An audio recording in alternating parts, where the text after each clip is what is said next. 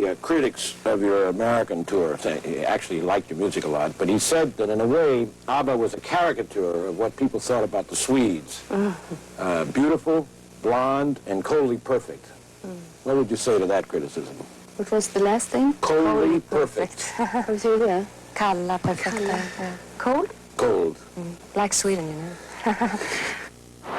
Stockholm, one of the world's most beautiful and picturesque cities, is home base for Abba, whose 4 members were big individual stars in Sweden long before the group was formed in the early 1970s. It all happened when Benny happened to meet Bjorn at a party in 1966. He was a songwriter as well as I was. And we just sat down, had a chat and played a little guitar and had a good time. Abba grown in a kind of natural way, so to say. I mean, they met the girls and fell in love, as we say. Annie Fried and Benny lived together for 7 years before marrying in 1978. Bjorn and Agnetha divorced 2 years ago after 7 years of marriage and 2 children. Now that we've decided to go separate ways, it's been much easier. We work together much easier. Yeah. She, at least, I mean, when we're here in the studio, for instance, she listens to me more as a producer and a friend than as a husband, as she did before, you know. Yeah. The launching pad for Abba was winning the 1974 Eurovision Song Contest, seen by 500 million people in 21 countries. It was a great evening, really. Yeah, but it was a strange feeling as well, because at least I didn't expect to win, because the song was very outstanding from the rest of the nominees, you know.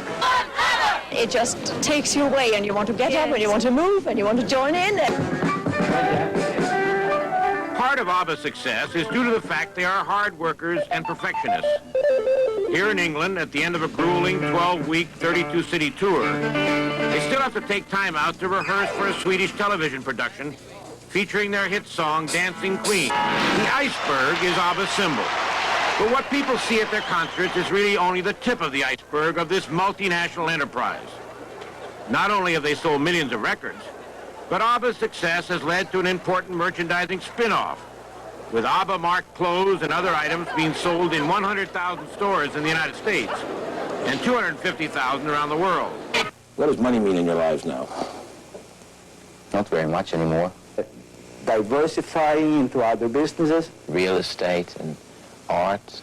We are into oil business. We went to major companies and made deals for posters and T-shirts and jackets and caps and emblems and every conceivable thing you can imagine. How long are you going to stay together? No. We certainly think it's fun right now. As far as Abba is concerned, we know there is a life beyond, but we would like to continue because music, that's where our heart is. Didn't you have a jazz career going at one time years ago? Yes. I started when I was 14 years old to sing with a big band, and I went on with that for about 2 years. So I, in a way, have my roots in jazz music. How did your roots get there? Were you ever in New Orleans as a teenager? Or?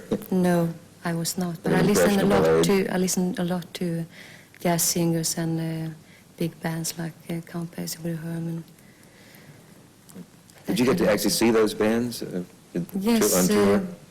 Yes, I did. Yeah. Many times in Sweden. And you said, that's for me? Yeah, by that time, yes. Yeah. Is that still in your blood as much as it was? No, not as much as it was. What's the last time any of you had your knickers fall down while you were singing? That was me. Oh, are you the only one that's happened to so but far? I was only... This was last summer? Or? I was only... Right, this is a true story.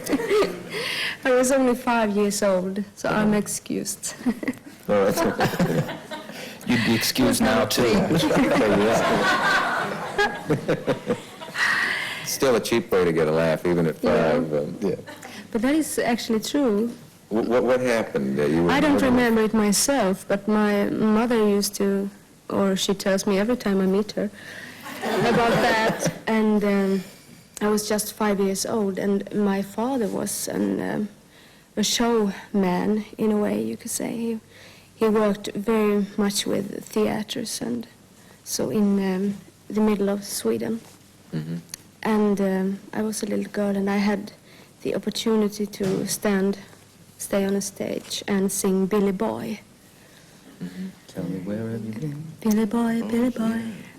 And suddenly I felt my trousers. I had a very short dress with spetsar. Laces on. And also the trousers were with laces. And I suddenly felt they were coming, you know. And I didn't know what to do. I was just standing there and they fell down all the way.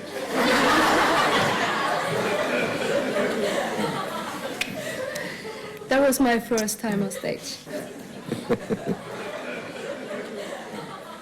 Bjorn, could you describe, if we could sneak into that little hideaway cabin or whatever it is where you work on that little island somewhere where where the two men compose, write, or whatever you call what you do, what would we see happening in there? Two people humming or... Well, if you're referring to that island, it's a very small cottage.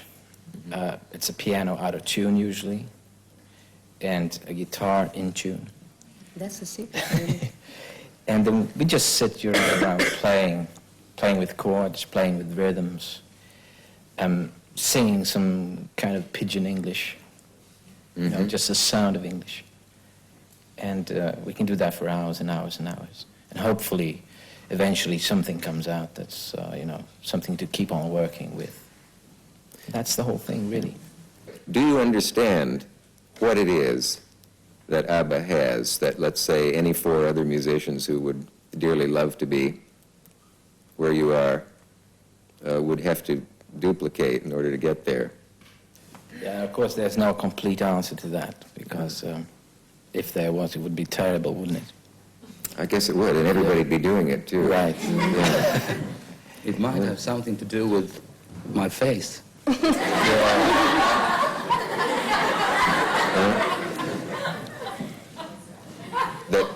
The way he hides, yes, the way he hides his double chin behind that beard. Is there a double chin behind that beard? It is. I think so. I can see it from here. Freedom. It was decided from the beginning that we were a one-hit wonder because of Eurovision. So we had a struggle to come back after Waterloo with SOS. And then finally they started forgetting about this Eurovision thing. SOS reached number 6 in Britain in 1975. ABBA had made their breakthrough. But back in Sweden, the reviews, cool after Waterloo, were now icy. We got very criticized, especially here in Sweden, during the 70s when it was a left-wing movement, so to speak, and they were very strong in the music business as well. So we got very hard criticism about selling a lot of records, earning a lot of money, and so forth. So I don't know, it's kind of hate and love feeling towards the Swedish media. It was the very fact that they were in Sweden that was probably the real reason for their success. Not that the music was Scandinavian. It's the fact that they were able to operate at their own pace brilliantly and not worry about keeping up with that week's trend in New York or this week's latest movement. And Benny and Frida, 3 years later than that, bought a house on the other side of the island. So it was very convenient during the summer to have the families here and then work during the days. And so this was a revelation, you know, to look out over the archipelago like this. Inspiration.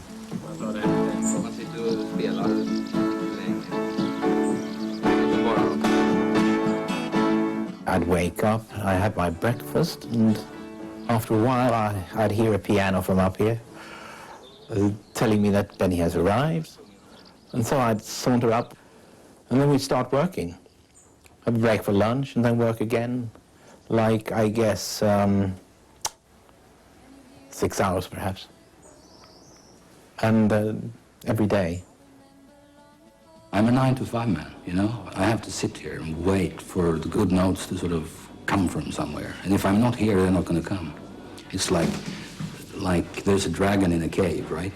And you know it's in there, but it's never coming out. So you have to sit outside and wait for it. And you know, if you sit there long enough, it's going to come out. If you go home and take a nap, you'll never see it because that's when it's coming out. I was 14. I was a vocalist in a dance band, working every Saturday. And of course, then I sang the contemporary music of that time, like schlagers, pop music. And then my taste of music changed with the years. And for some years from that, I sang with the band, and mainly then doing evergreens and jazz music. Anna Frid Lindstedt had been born in Norway in 1945 and moved to Sweden soon afterwards. Having started singing in her teens, she also married, had 2 children, and got divorced by her early 20s. She was then discovered by EMI Sweden and began work on a string of hit singles. Also making a name for herself at that time was the youngest member of Abba, Agneta Foltskog, born in 1950. Today she is retired from public view and no longer speaks English well. She felt unable to talk on camera, but just this once agreed to record an interview and broke her seclusion for us to film these pictures. But in the 1960s, her career was beginning to blossom, and she was glad of any publicity. By 15, she was singing part-time with an orchestra. And when their popularity increased, she left her job as a telephone operator and entered show business full-time.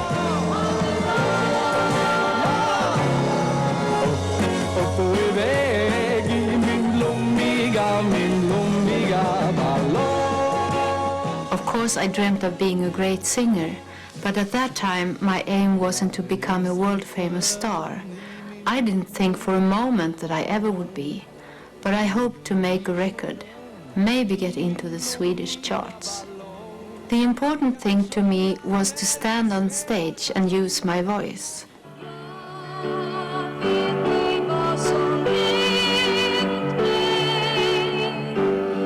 The opportunity came her way when she was offered the role of Mary Magdalene in the Swedish production of Jesus Christ Superstar.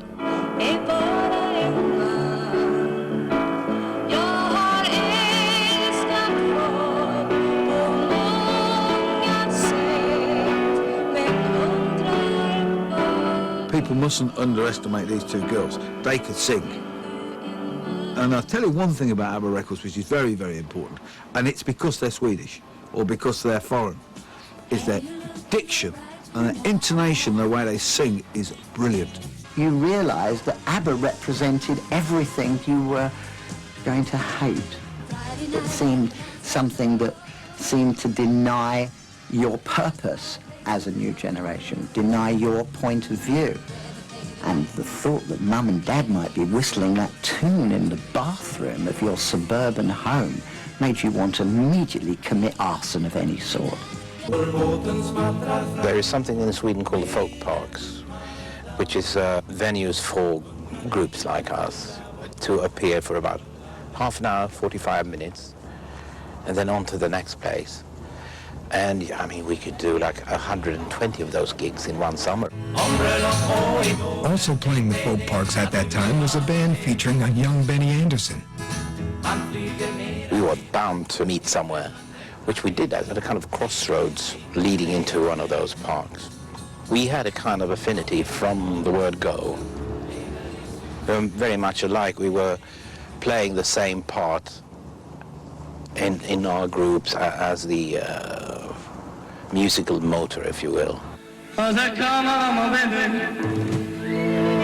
his back on his upbringing in Swedish folk music, by the age of 17, Benny was playing the electric organ in a band called the Hepstars, known as Sweden's answer to the Beatles. We were doing Chuck Berry stuff, Eddie Cochran, Rolling Stones. We were a rock band. And we played cover versions of other people's music. And we ran out of good material. Maybe half a year later, I wrote a song called Sunny Girl. And then I felt something that, I think this is a good tune, you know? It related to me. I felt that something was happening, and we recorded that one, and That was a big hit for us. The day it went up to #1, straight from nothing in the charts, I realized that if I can write one good song, I will be able to write two. And if I can write two, I can write three. Because before that, I didn't know whether I were going to be a taxi driver, a carpenter, or whatever. But then I decided what I wanted to do, and it has been like that ever since. I was asked to do this television, and on that very same television program was Agneta. And I guess, you know, almost instantly we fell in love. Björn was warm and tender. He had a charming voice and was an artist like me. I felt that we were compatible for marriage, which is quite apparent in some of the pictures from that time.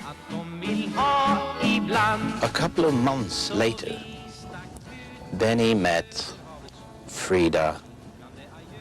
Stuff, and then we would take very normal thing was the whole backing track went out the window, and then there came a new backing track. We're guessing that this is how it started off, and so there's drums, bass, electric guitar, and piano. It would have been as simple as that, I think.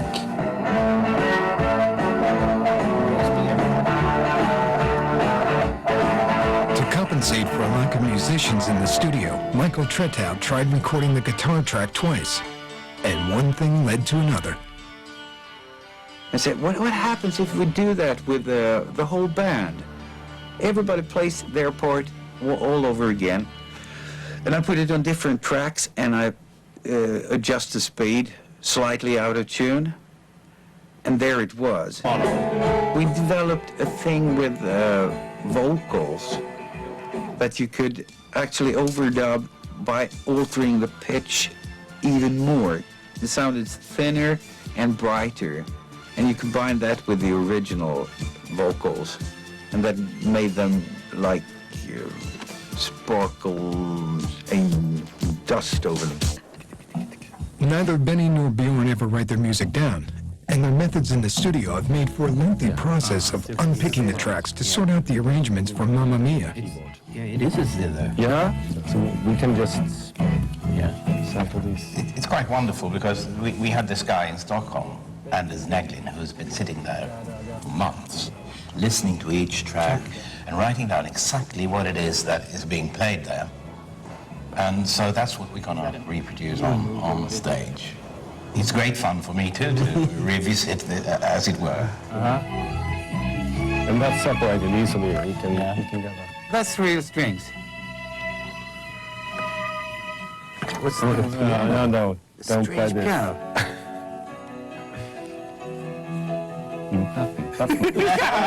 Do you remember that? Back in England, the rehearsals are progressing. Though the songs are only one element, both Benny and Bjorn are determined that they will be as faithful as possible to their originals. Bjorn particularly has been very involved in really every aspect of the producing and the creative process, because nobody has really known how these songs were put together, has known how the harmonies worked. As the production goes into the final rehearsal stage, the extra attention to detail is beginning to pay off. An Australian movie was merely the latest in a long love affair the country has had with ABBA. It boasts one of the world's very first ABBA fan clubs, and the Gay Mardi Gras, held in Sydney, is a major annual event that still gives them a chance to show off their ABBA style. It was the first country in the world they sort of took off and had a few hits. And once the country realized that, it was like they adopted them as their own. But we were just so proud that they were ours.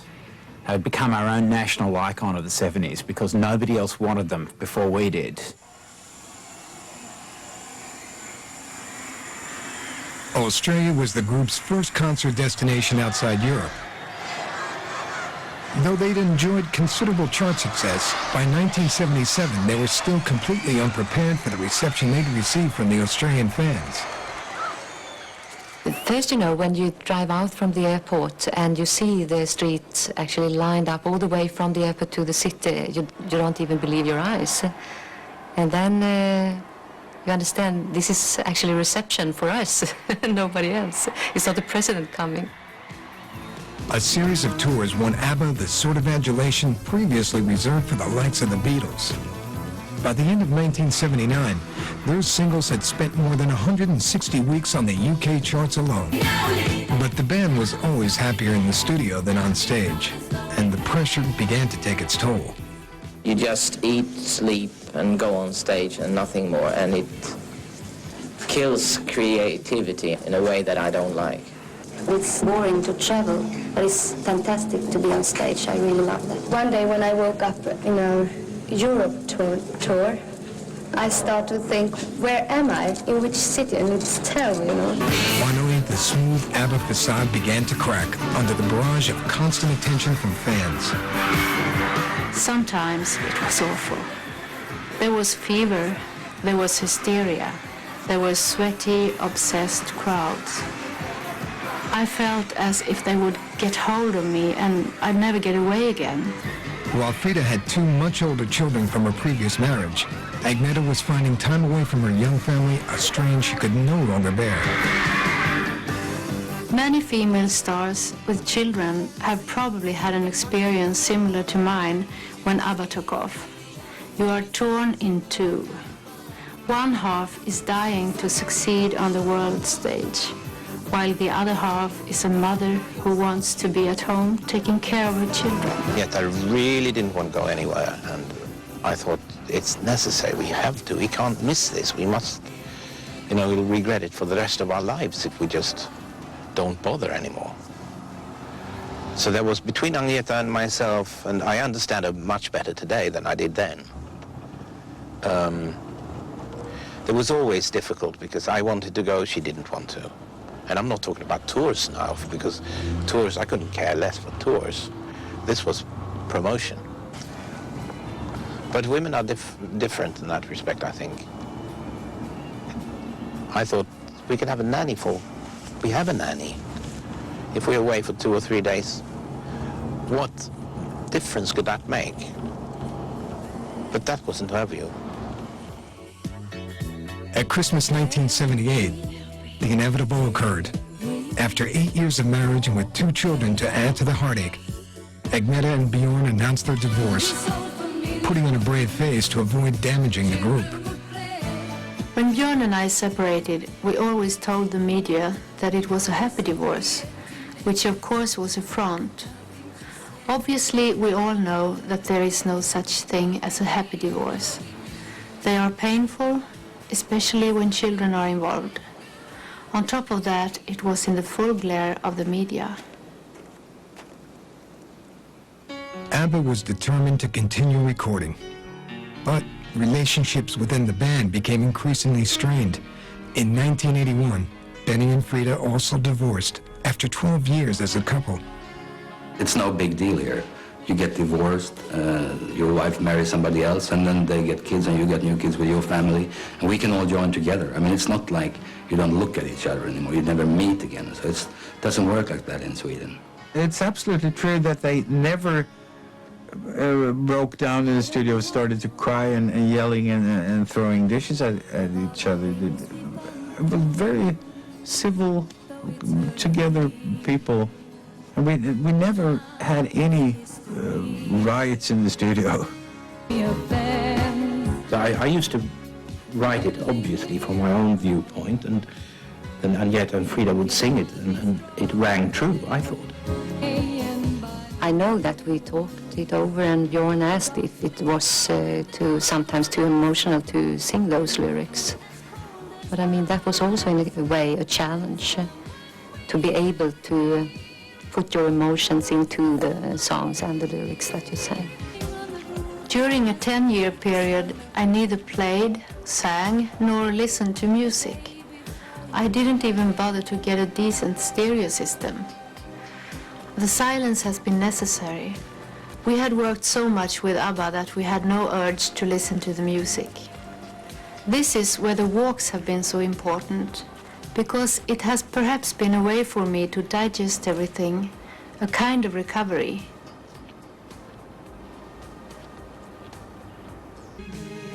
There was a long period of time when I didn't even listen to ABBA or the music that we once had recorded. And Then I got some cassettes sent to me where Michael Tretov and Benny Björn had put together the music and remixed some of the songs and so forth. And I remember playing those cassettes over and over again. And actually for the first time in so many years, listening to Agneta's voice, my voice, the arrangement, the production and so forth. And that was a very happy moment, I must say. Benny and Bjorn are the winners taking it all, especially with their new musical Mamma Mia, full of their old ABBA songs and now playing to packed houses in London.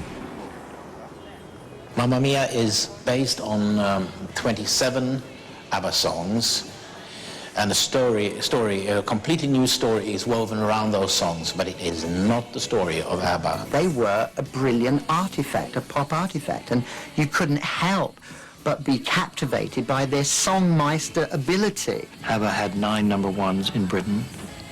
Only Elvis, Cliff and the Beatles had more than that. And they had 18 consecutive top 10 singles. Now that's pretty good going. But ABBA, they have never done anything together since they split up. A reunion of sorts did occur in February of 2005.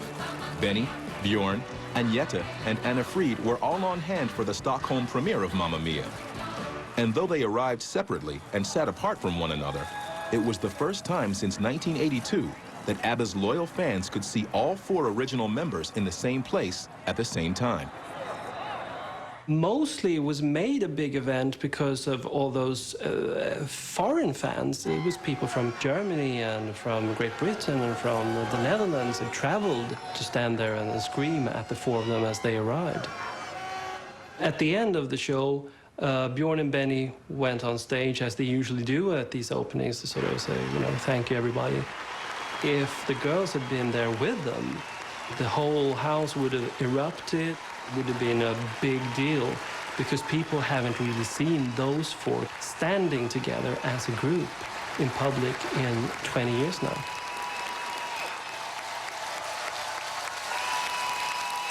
Benny Andersson played keyboards in one of Sweden's most popular rock and roll bands, the Hepstars, and wrote his first hit, Sunny Girl, in 1966. The Hepstars were absolutely the biggest band in Sweden in the 1960s. I mean, they were number 1, and then there was nothing, and then there was nothing, and then there was nothing, and then there were a few other bands. While touring the country with the Hepstars and enjoying the rock and roll lifestyle, Benny met a young jazz singer named Anna Frid Lingstad. Despite the disparity in musical styles, the attraction was undeniable. Frida were in a jazz ballroom type band, and Agneta were a pop singer. After a whirlwind 2-year courtship, Agneta Folkskog and Bjorn Ulvaeus were married. But it was Bjorn's musical union with Benny Andersson that would lay the foundation for what would later become ABBA. When Bjorn and Benny met in the summer of 1966, both of them were writing songs. That was an ambition they shared, and I think that's where they really clicked. You know, we want to take this one step further, not just stand there and sing and play, but to be creative. I think it might surprise people to know what ABBA's own musical influences were. And it's a strange combination of things that produced the ABBA sound. They were huge fans of Phil Spector and his wall of sound, which is a very full sound using a lot of instruments in the studio. But they also loved the Beach Boys, the Kingston Trio, and skiffle music out of England, which is a specific guitar sound.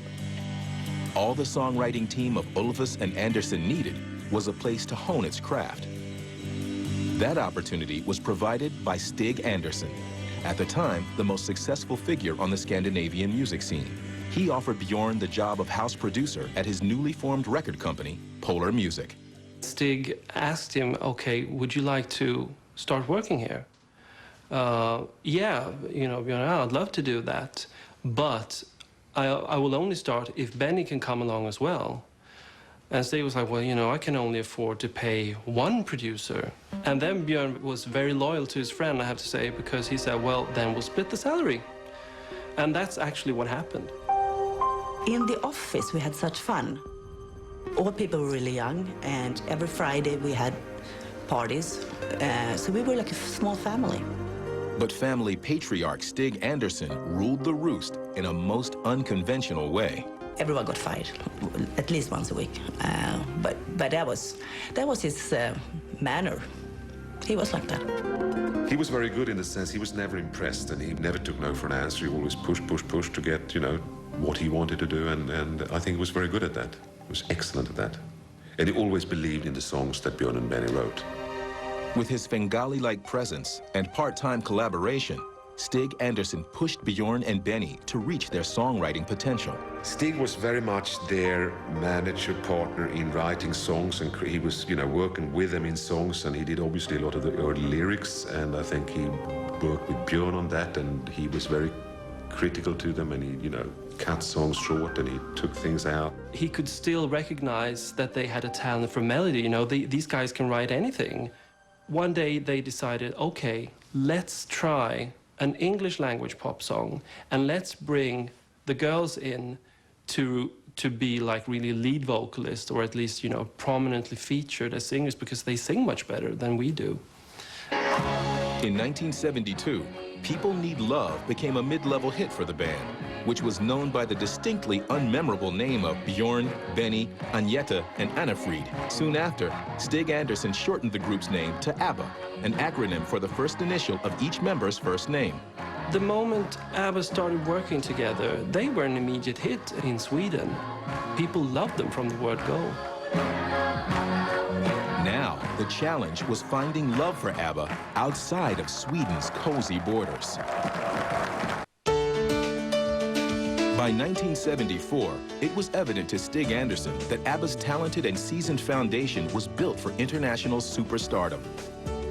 But that's not exactly what the band members had in mind when they formed the group. Although committed to writing and producing the best pop music they could, it was Stig who pushed them into the spotlight. Stig had this dream that he would one day be able to sell Swedish music outside Sweden in a big way. Sweden was Sweden, Norway was Norway, Germany was Germany. You didn't break through. So you had to do a big show, and that was the Eurovision Song Contest. Med andra ord, Abba. It was the only TV show with pop music. Björn and Benny shared this ambition with Stig that, you know, we could actually have an international success. In a few moments, artists from 17 countries will be singing the song of their country's choice to decide which one will receive the Grand Prix of 1974. And this contest via Eurovision and Intervision is being transmitted to no less than 32 countries. So something like 500 million people are watching at this very moment. It was one of the few ways for a non-Anglo-American band to make any sort of noise outside their home territory. We move now across into Sweden, the largest of the Scandinavian countries. They made their first record in 1972, and if all the judges were men, which they're not, I'm sure this group would get a lot of votes. You'll see why in a minute. Their song is called, oh, and it's Napoleon. No wonder their song is called Waterloo. This is Sven Olaf Waldorf, who's really entered into the spirit of it all, dressed as Napoleon. It was a surprise to everyone. But culture in those days was things that were nice, neat, political correct. And ABBA was the opposite. Watch this one. They wanted to look outrageous. They really went for it in a big way. Lou Levy was an old friend of mine. He says, you know about Eurovision? I said, yeah. Lou, what's up? He's calling me from London. He says, Sid, you got to get over here. As a group, just won unanimous. Interest in ABBA from the United States came from an unlikely source. At the time, Atlantic Records was known as a predominantly R&B label. But its new president was looking to expand the company's stable of artists. I feel like I had the scope of music. I signed the Muppets. I mean, I did a soundtrack with the Muppets. I also signed Genesis. I also signed Foreigner. I loved the record. I said, I want to make the deal. And we negotiated a deal for ABBA in America, and that's how they ended up with Atlantic. Although ABBA was now represented across the globe, the band's members were unsure that merely winning the Eurovision Song Contest would be enough to sustain the quartet as an international supergroup.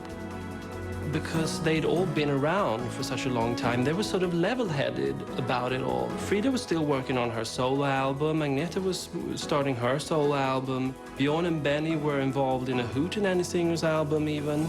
So they were kind of cool about it all. I'm sure they were excited and happy, but it wasn't like, wow, you know, ABBA is the #1 thing that we're going to do from now on. They were sort of hedging their bets a bit. In the fall of 1974, fresh off of its Eurovision Song Contest victory, ABBA was looking to follow up on Waterloo's success. They won the Eurovision Song Contest. Waterloo was a hit. It meant lots of pressure, I think.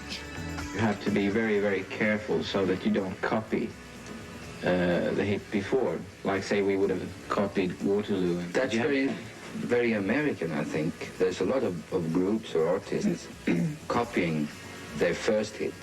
That commitment to musical progression was shared by the group's new American label, Atlantic Records, a company with a rich history in the business, but with little experience in the pop genre. Atlantic was the home to such R&B acts as Aretha Franklin, Ray Charles, and the Rolling Stones. I'm sure as scholars of American pop music, they knew the historical importance of Atlantic and felt privileged to be part of it, but Atlantic was never really big on pop groups, so it was a bit of a culture shock, I'm sure, at the label. I thought it was good. It was definitely poppy. I mean, honey, honey, it sure is a big difference than Brown Sugar. But I got it, you know what I mean? And I knew there was an audience for it. Stig Anderson felt the same way. So to help bring ABBA to America, he recruited the man responsible for doing the same for the Beatles a decade earlier. I usually go by the first impression, and that leaves with me. I saw them in their own backyard, and they were marvelous, and they knocked me out. And I couldn't wait to work with them in New York. But New York and the other 49 states would have to wait. ABBA was in no hurry to make the trip overseas. Its collective focus was on writing and producing new music in the studio. In the 70s in the United States, getting your music across was about going out and performing live. You know, that was something that was difficult for ABBA to do, given the complexity of the music that they were making. The popularity of ABBA Down Under was staggering. In 1975, they could no longer avoid an adoring public's demands for live concert performances. So ABBA decided to leave the studio, as well as the comforts of its homeland, to embark on the largest tour Australia had ever seen. They basically loved being in the studio, and the tour to them was their way of giving it back to the fans. The group's arrival in Australia has been accompanied by a blaze of publicity. According to the promoters, they're bigger than the Beatles, and with an entourage of 105 people, they're almost twice as big as the Rolling Stones concert. We were like the Grateful Dead, you know, with families, nannies, there was dogs, there was doctors, there was everything. While they're here, they'll perform at 11 concerts in 10 days to an estimated 140,000 people. When we drove in from the airport in Melbourne, their young mother ran up on the highway and put her kid in front of the convoy of cars, you know, a little newborn kid. And it wasn't like it was put on the street, so we had to stop the car so she could get the autographs. That'll give you an idea how crazy it was. It was like 40 cars with the police and the helicopters above, and this mother runs up and put the kid on the pavement, you know, on the street, on the tarmac. The hysteria in Australia was compounded when it was decided that the tour would also become the platform for ABBA's first full-length feature film. On the plane down to Australia, we came up with a storyline for it. It was very last minute and very improvised and kind of a little embarrassing watching it today. With filming for ABBA the movie wrapped and the immensely successful tour behind them, the group returned to Stockholm with no intentions of capitalizing on the momentum they had gained in Australia. My judgment then, and even now as I look back, was that Stig waited too long. He should have booked them, keep booking them. Let people see them. They weren't going to take American input when whatever they were doing right was working all over the world with the exception of America. They're so big everywhere, they weren't going to come in unless they could. Like I say, I remember Stig saying, give me a platinum record and we'll think about touring. And I'm saying, I can't give you a platinum record until you tour. So we just kid about it. ABBA actually deigned to visit the United States, not to tour, mind you, but to do a few TV shows, talk to a few ink-stained wretches of the press, among whom I was fortunate enough to be one when I was working at Phonograph Record Magazine in Los Angeles. But conducting interviews, lip-syncing on television, and providing talk shows with music videos was not the way to win over America. In the U.S., musical success is measured on the Billboard charts. And when Dancing Queen hit #1, ABBA was finally getting the attention that Atlantic Records was seeking. All the catalogs started to sell. People were going back and buying the first couple of albums now. Radio stations that wouldn't play them before started to play them now because, wait a minute, clubs are hip. In the end, Dancing Queen was the only ABBA song to hit #1 in America. The group's second biggest stateside hit was a Latin-inspired ballad, the very undisco-like Fernando. ABBA, they didn't really calculate like that. They were just, you know, we want to write and record the best possible songs, and we don't care if it's a ballad or if it's a more, you know, poppy bubblegum type thing or if it's a disco track. We just write what we write and record it to the best possible result. It's not only 30 years ago to the day that ABBA won the Eurovision Song Competition, but it's 5 years to the day since the West End musical Mamma Mia opened. I'm just going to light your eyes a little tiny bit more if that's all right with you, otherwise it's absolutely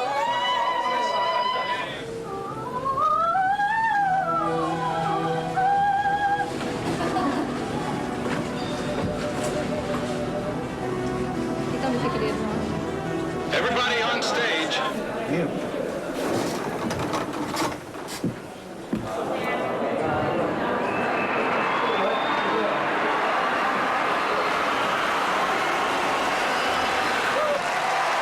I'm joined by one of Sweden's biggest exports, Björn Ulvaeus, formerly and forever perhaps of supergroup ABBA. Very good morning to you. Hello, everybody.